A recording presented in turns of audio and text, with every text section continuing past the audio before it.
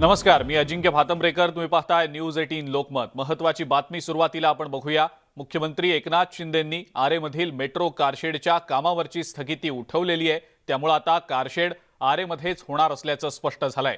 तब्बल 2.5 वर्ष स्थगित असलेल्या या कारशेडचा मार्ग आता मोकळा झालाय.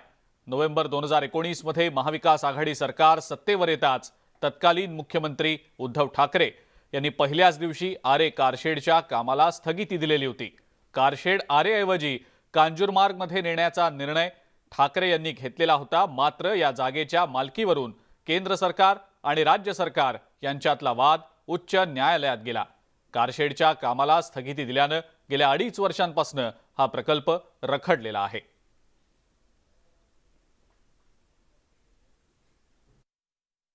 शिंदे फडणवीस मंत्रिमंडळाने आरे कारशेड वरील स्थगिती मागे घेतली.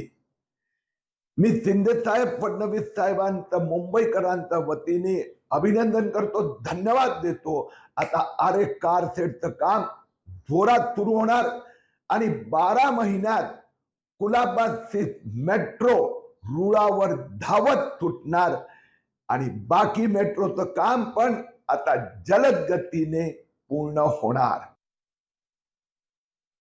मुंबईकरांच्या सुदैवानं शिंदे फडणवीस सरकार आलं आणि मुंबईकरांच्या अत्यंत जिव्हाळ्याच्या विषयासंदर्भात कारशेड स्थगितीचा विषय उठवून लवकरात लवकर या ठिकाणी मुंबईकरांना सेवा देण्याचं काम भविष्यात होणार आहे. कारण कांजूरला लिटिगेशन आहे, वेळ लागेल हे माहीत असून केवळ आपल्या हट्टापोटी जी गोष्ट झाली होती त्याला आता ती स्थगिती उठवण्याचं काम केलं आणि लवकरच मुंबईकरांसाठी या ठिकाणी हा प्रकल्प लवकर मार्गी लागेल. आणि याच महत्त्वाच्या मुद्द्यावर आपण आता प्रतिक्रिया जाणून घेणार आहोत. आपल्या सोबत मनीषा कायंदे आहेत फोन लाईनवरनं. शिवसेनेची प्रतिक्रिया या संदर्भातली महत्त्वाची आहे. मनीषाताई, आपलं स्वागत न्यूज 18 लोकमतमध्ये. कारशेड आरेमध्येच होणार आहे. आता आरे कारशेडवरची बंदी उठवली गेलेली आहे. मुख्यमंत्र्यांनी या संदर्भातला निर्णय घेतला आहे. आपली पहिली प्रतिक्रिया. एकीकडे जगभर आपण पाहिलं तर विविध देश एकत्र येतात, मोठे मोठे सेमिनार, कॉन्फरन्सेस, ट्रीटीज होतात की पर्यावरण वाचवा, क्लायमेट चेंजला रोका, त्याचे जे दुष्परिणाम आहे. आणि रातोरात अशा पद्धतीने 2000च्या वर झाडं कापली गेली आरेच्या जंगलामध्ये. हे जंगल आहे, तिकडे बिबटे फिरतात, तिकडे आपण पाहतो की तिथे एक प्रकारची बायोडायव्हर्सिटी आहे. त्याचं सर्व अभ्यासकांनी म्हटलंय. लेटेस्ट रिपोर्ट सुद्धा तेच म्हणतात आहे की हे जंगल आहे, हे नुसते काही झाडी वाढलेली नाहीये. तिकडे अनेक जाती प्रजाती प्राण्यांच्या राहतात. आणि असं असताना हा अट्टहास का? म्हणजे तुम्हाला एक तर ठाकरे सरकारने आम्ही ते फॉरेस्ट जे आहे जंगल जतन करण्याचं काम केलं, अनेक जंगल जतन करण्याचं काम केलं, त्याला नोटिफाय केलं. परंतु हा अट्टहास जो चालू आहे, हळूहळू सगळ्या जागा बळकवणार आणि जे पर्यावरणवादी लोक आज तिकडे झगडत आहेत, स्वतःचा आयुष्यातला वेळ खर्च करत आहेत, लहान मुलं तिकडे का जातात की आम्हाला आमचं पर्यावरण वाचवायचंय. तुम्ही पृथ्वीवर आलात, तुम्ही काय ठेवून गेलात, पुढच्या पिढीने विचारलं तर तुम्ही काय बोलणार आहात. तर हे सगळं महत्वाचं आहे. याच्यामध्ये माननीय उद्धवजी ठाकरे मुख्यमंत्री होते आणि त्यांनी आताही देखील म्हटलं, आदित्यजी देखील म्हणतायत की तुम्ही आमच्यावरचा राग मुंबईकरांवर का काढताय. म्हणजे प्रत्येक निर्णय तुम्हाला बदलायचाच आहे. हा अट्टहास का? नाही, पण मग मनीषाताई, फक्त हा राग काढण्याचाच प्रकार आहे असं वाटतं आपल्याला, ज्या पद्धतीनं उद्धव ठाकरेंनी सुद्धा म्हटलं. राग काढण्यासाठीच हे सगळं चाललंय. बर. पण मग आता या पुढची भूमिका काय असेल? विरोध नेमका कसा करणार? भूमिका काय? आता सर्व पर्यावरणवादी लोक एकत्र आहे, सगळे रिपोर्ट्स आहे. आपल्या देशामध्ये ग्रीन ट्रिब्युनल हे देखील आता मॅनेज व्हायला लागलं असेल तर मग तो कोणाकडे दाद मागायची? पर्यावरणवाद्यांनी जायचं कुठे? की हे सगळा पृथ्वीचा विनाश आपण उघड्या डोळ्यांनी बघत राहायचा का? हे सर्वांसाठी आहे. हे काय ऑक्सिजन प्रत्येकाला लागतंय काय? फक्त शिवसैनिकांना लागतंय का? ठाकरे कुटुंबाला ऑक्सिजन पाहिजे का? प्रत्येकाला उद्या प्राणवायू पाहिजे जगायला. मुद्दा कळला आपला. मेट्रो ही मुंबईच्या प्रत्येक माणसासाठी झालीच पाहिजे. याच्यामध्ये आम्ही कितीतरी प्रकल्पांना सगळ्यांना गती दिली, परंतु प्रत्येक त्या अधिकाऱ्यांना पुन्हा आणणं, हे सगळं चाललंय, हे सगळं विनाशाकाली विपरीत बुद्धी आहे ही. बर मनीषाताई, मुद्दा कळला आपला. धन्यवाद. आपण ही जी प्रतिक्रिया दिली त्याबद्दल. मनीषा कायंदे होते आपल्यासोबत आणि विनाशकाले विपरीत बुद्धी आहे असं त्यांनी म्हटलेलं आहे. पुढची एक महत्त्वाची बातमी आता आपण बघणार आहोत. कोरोनामुळे गेल्या 2 वर्षांपासून ब्रेक लागलेल्या दहीहंडी उत्सवाला यंदा हिरवा कंदील मिळण्याची शक्यता आहे. याशिवाय कोरोना निर्बंधांच्या विघ्नामध्ये अडकलेला गणेशोत्सव सुद्धा धूमधडाक्यात साजरा होण्याची दाट शक्यता आहे. मुख्यमंत्री आणि उपमुख्यमंत्र्यांच्या उपस्थितीत थोड्याच वेळात सह्याद्री अतिथीगृह इथं बैठक सुरू होतीये आणि या बैठकीकडे गोविंदाप्रेमी आणि गणेश भक्तांचं लक्ष लागलेलं आहे. या बैठकीमध्ये कायदा आणि सुव्यवस्थेसह नियमावलीबाबत सरकार नेमका काय निर्णय घेणार हे पाहणं अतिशय महत्त्वाचं आणि औत्सुक्याचं सुद्धा ठरणार आहे. यंदा गणेशोत्सव धूमधडाक्यात साजरा होणार असल्याचं दिसतंय. दहीहंडीचा मार्ग सुद्धा सुकर होणार असल्याचं दिसतंय.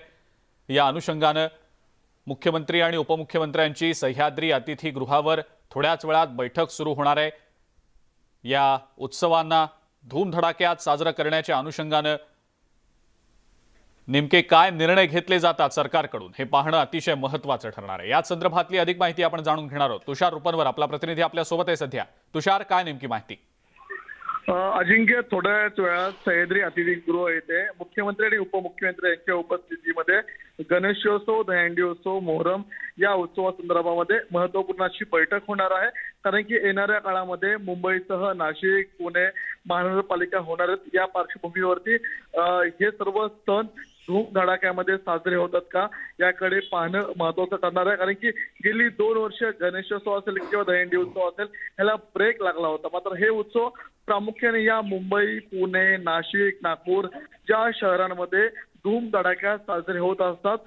कोविडमुळे लागलेला ब्रेक, झालेलं सत्तांतर यामुळे राज्यामध्ये काही नवीन नियमावली लागू केली जाते का आणि गणेशोत्सव आणि दहीहंडी उत्सवाला परवानगी दिली जाते का, काय नियमावली नेमकी सरकारकडून आखली जाते, काय नियमावली सरकारकडून दिली जाते ते पाहणं महत्वाचं ठरणार आहे. कायदा सुव्यवस्था संदर्भामध्ये सर्व प्रमुख नेत्यांची बैठक होईल. आता या सह्याद्री अतिथीगृहावरती राज्याचे उपमुख्यमंत्री देवेंद्र फडणवीस पोहोचलेले आहेत. त्या संदर्भात कायदा सुव्यवस्था या ठिकाणी असावी या संदर्भात मुंबईचे पोलीस आयुक्त देखील आता सह्याद्री अतिथीगृहावरती पोहोचलेले आहेत आणि काहीच वेळामध्ये मुख्यमंत्री एकनाथ शिंदे पोहोचल्यावर या बैठकीला सुरुवात होणार आहे. मात्र या सर्व महानगरपालिका निवडणुकींच्या पार्श्वभूमीवरती होणारी ही सर्वात महत्वपूर्ण अशी बैठक आहे आणि जर या बैठकीमधून हिरवा कंदील मिळाला तर मुंबईसह प्रमुख शहरांमध्ये गणेशोत्सव आणि दहीहंडी उत्सव आपल्याला धूमधडाक्यात साजरा होताना पाहायला मिळणार आहे. बरं तुषार, धन्यवाद. सविस्तर माहिती दिली त्याबद्दल. पुढची आणखीन एक महत्त्वाची बातमी बघूया. शिवसेनेच्या आमदार आणि खासदारांना फोडून विधिमंडळ आणि संसदेत शिवसेना पक्ष खिळखिळा केल्यानंतर एकनाथ शिंदे उद्धव ठाकरेंच्या ताब्यातील उरल्या-सुरल्या संघटनेच्या मुळावरच घाव घालण्याच्या तयारीत आहेत. एकनाथ शिंदे हे शिवसेनेची प्रतिनिधी सभा आणि पर्यायानं राष्ट्रीय कार्यकारिणीच ताब्यात घेण्याच्या तयारीत असल्याची माहिती समोर आलेली आहे आणि याच पार्श्वभूमीवर एकनाथ शिंदेंनी नुकतीच शिवसेनेचे खासदार गजानन कीर्तिकर यांची भेट घेतल्याचं सांगितलं जात आहे. उपचार सुरू असलेल्या कीर्तिकर यांची एकनाथ शिंदेंनी सदिच्छा भेट घेतली आणि त्यामुळे या सगळ्या चर्चांना आता उधाण आलेलं आहे.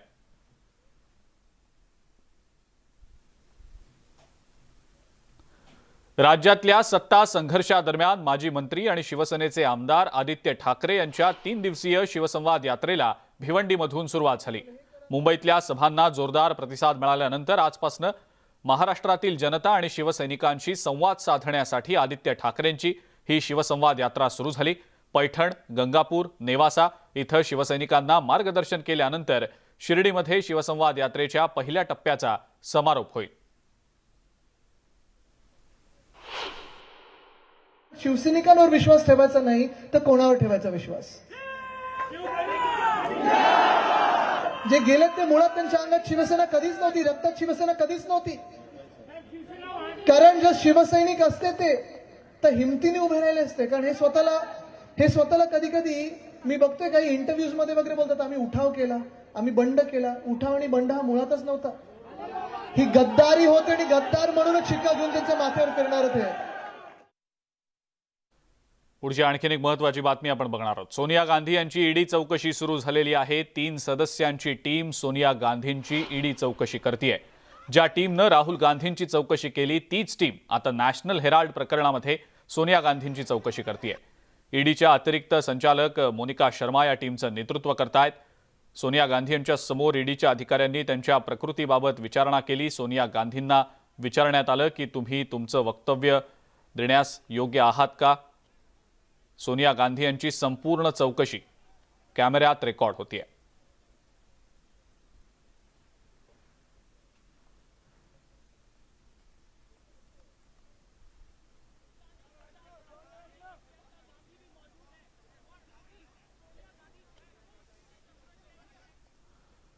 नॅशनल हेराल्ड प्रकरणी काँग्रेस अध्यक्षा सोनिया गांधी आज चौकशीसाठी ईडी समोर हजर राहिलेल्या आहेत. ईडीच्या या कारवाईच्या विरोधात काँग्रेस आक्रमक झालेली असून आज काँग्रेसकडून ठिकठिकाणी आंदोलन केलं जात आहे. मुंबई, पुणे आणि दिल्लीमध्ये ईडी चौकशीच्या विरोधात काँग्रेस कार्यकर्ते रस्त्यावर उतरले. विरोधकांचा आवाज दडपण्यासाठी केंद्र सरकार ईडीचा सूडबुद्धीनं वापर करत असल्याचा आरोप काँग्रेसच्या कार्यकर्त्यांनी केलाय.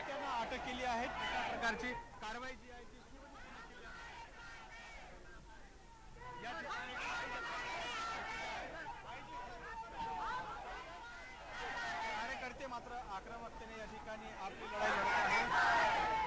गणेश काळे ही पाऊसमध्ये भिजून या सर्वांचं चित्रीकरण करत आहे. ही गोष्ट देशातल्या वेगवेगळ्या भागांमध्ये काँग्रेसच्या कार्यकर्त्यांतर्फे जोरदार आंदोलन करण्यात आलं. आपण ही दृश्य सध्या पाहतो आहोत. नवी दिल्लीमधली दृश्य आहेत. नवी दिल्लीमध्ये अतिशय आक्रमकपणे काँग्रेस कार्यकर्त्यांनी आंदोलन केलं. सोनिया गांधी ईडी समोर हजर राहिलेल्या आहेत आणि ही सगळी चौकशी सूडबुद्धीनं होत असल्याचा आरोप काँग्रेसकडून सातत्यानं केला जातोय. सोनिया गांधींच्या चौकशीला सुरुवात तर झालेली आहे, मात्र देशातल्या वेगवेगळ्या भागांमध्ये काँग्रेस कार्यकर्त्यांकडून अतिशय आक्रमकपणे आंदोलनं सुरू आहे. ओबीसी आरक्षणाचं श्रेय आमचंच असल्याचा दावा राष्ट्रवादी काँग्रेसचे नेते हसन मुश्रीफ यांनी केलाय.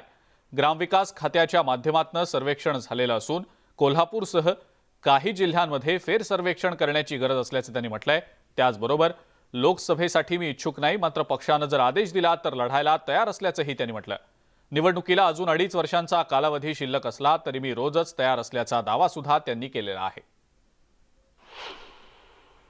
राज्यात घडलेला ओबीसी आरक्षणाचा निकाल आणि सत्यानाट्य याच्यावरती बोलण्यासाठी माजी ग्रामविकास मंत्री हसन मुश्रीफ साहेब आपल्यासोबत आहेत. साहेब, काय सांगाल? एकूणच पाहायला गेलं तर ओबीसीचा आता निकाल समोर आलेला आहे.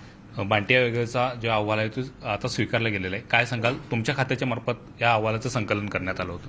नाही, वास्तविक हा ओबीसी समाजाचा हा विजय आहे. गेल्या फडणवीस सरकारने सुद्धा आणि आमच्या काळात सुद्धा यासाठी बरेच प्रयत्न आमचे केले होते. यावेळेला ग्रामविकास विभागामार्फत आम्ही याचं मॉनिटरिंग करत होतो.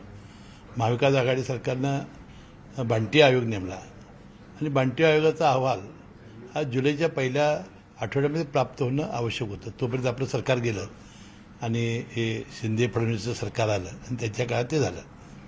आणि याचं सगळं जे काम आहे ते मात्र आम्ही ग्रामविकास खात्याचं, विशेषतः आमचे ECS राजेश कुमार, बांटिया समितीचे अध्यक्ष बांटिया साहेब, त्यांचे सर्व सदस्य, जिल्ह्याचे जिल्हाधिकारी यांनी अतिशय चांगल्या पद्धतीने केलेलं होतं. आणि मला वाटतं याचा सगळ्याचा परिपाक आपल्या ओबीसी आरक्षण हे 27% मिळालं, याचा फार मोठा आनंद आम्हाला झालेला आहे. खरं तर भाजपनं दिलेला शब्द पूर्ण केला असं म्हणत भाजपच्या वतीनं राज्यभरात जल्लोष केला जातोय. नाही, ते ठीक आहे ना. आता हे बघा, बांटिया समितीचा आयोग आम्ही जर नेमला असेल, अहवाल संपूर्णपणे ते 30 तारखेला त्यांनी शपथ घेतली आणि 5 तारखेला अहवाल आला. तुम्हीच समजायचं ना आता कोणाचं श्रेय आहे. ह्याच्या आधी पूर्णपणे त्यांनी काय प्रयत्न केले असं माझं म्हणणं नाही. त्यांनी प्रयत्न केलेले आहेत, परंतु आमच्या काळात हे सगळं काम झालेलं आहे. जेवण पूर्ण तयार केलं होतं, वाढण्याचं काम त्यांच्या काळात झालं. खरं तर ह्या सगळ्या सत्यानाट्यामध्ये तुमच्या मतदारसंघाचे खासदार सुद्धा आता शिंदे गटासोबत गेले, त्यामुळं हसन मुश्रीफ हे लोकसभेचे उमेदवार असतील अशी चर्चा सुरू आहे. काय सांगाल? नाही, चर्चा सुरू झाली असेल, परंतु मी विधानसभेला निवडणूक लढणार आहे. मी काय लोकसभेला लढणार नाही. परंतु सृष्टीत त्याचा आदेशच दिला. अजून 2-2.5 वर्ष पाणी फार चढणार आहे, पाणी फार उतरणार आहे. बघूया काय काय घडणार घडतं. पण तयारी तर करावी लागणार आहे. दुसरा उमेदवार सुद्धा नाही आहे. माझी रोजच तयारी असते निवडणुकीची. तर हे होते हसन मुश्रीफ यांनी आता जे सध्याचं राजकीय घडामोडी घडत आहेत त्यावरती भाष्य केलेलं आहे. व्हिडिओ जर्नलिस्ट संदीप पाटीलसह ज्ञानेश्वर साळुंके, न्यूज 18 लोकमत, कोल्हापूर. राज्यामध्ये ओबीसी राजकीय आरक्षण लागू झाल्यानंतर आता यावरून श्रेय घेण्यासाठीची चढाओढ सुरू झालेली आहे. नागपूर शहर भाजपच्या वतीनं धंतोली इथल्या विभागीय कार्यालयासमोर जोरदार जल्लोष केला गेला. ढोल ताशाच्या गजरात फटाक्यांची आतषबाजी करून हा जल्लोष करण्यात आला. महाविकास आघाडी सरकारनं वांठिया आयोगाचा अहवाल स्वीकारत कोर्टात सादर केला नसता, मात्र शिंदे फडणवीस सरकारनं 15 दिवसांच्या आत आयोगाचा अहवाल स्वीकारत न्यायालयापुढे सादर केला आणि त्यामुळेच ओबीसी आरक्षण पुनर्स्थापित झालं, असं चंद्रशेखर बावनकुळे यांनी म्हटलंय. सर्वोच्च न्यायालयाने आणि माननीय देवेंद्रजीच्या नेतृत्वामध्ये, एकनाथ शिंदेजींच्या नेतृत्वामध्ये नवीन सरकार आल्यानंतर ज्या पद्धतीने बांटी आयोगाचा रिपोर्ट एक्सेप्ट केला आणि सुप्रीम कोर्टाला टेबल केला आणि स्वतः माननीय देवेंद्रजी आणि एकनाथ शिंदेजी सॉलिसिटर जनरलला जाऊन भेटून ओबीसी समाजाची भौगोलिक आणि सारी स्थिती समजावून उत्कृष्ट वकील कोर्टात लावले आणि त्यामुळं कोर्टाने हे मान्य केलं की ओबीसी समाजाला आरक्षण दिलं पाहिजे. उद्धव ठाकरे आणि पवार सरकार असतं ते आरक्षण मिळालं नसतं, कारण बांटी आयोगाचा रिपोर्ट आला असता तरी त्यांनी 2 वर्ष टेबलच नसता केला, सुप्रीम कोर्टासमोर नेलाच नसता, कारण यांच्या मनात आरक्षण द्यायचंच नव्हतं. कासाडी नदीला प्रदूषणाचा विळखा पडल्याचं पाहायला मिळत आहे. तळोजा एमआयडीसीमधनं वाहणाऱ्या कासाडी नदीला लागलेलं प्रदूषणाचं ग्रहण अद्यापही सुटताना दिसत नाहीये. हरित लवादानं आदेश देऊन सुद्धा नदी प्रदूषितच आहे. नावडा परिसरातील लहान मोठ्या गावांची जीवनवाहिनी अशी ओळख असलेल्या कासाडी नदीची अक्षरशः गटारगंगा झालेली आहे. प्रदूषण रोखण्यासाठी प्रशासनाचे सुरू असलेले प्रयत्न कागदावरच राहिल्यानं स्थानिक नागरिक आणि पर्यावरणप्रेमींनी आता तीव्र नाराजी व्यक्त केली आहे.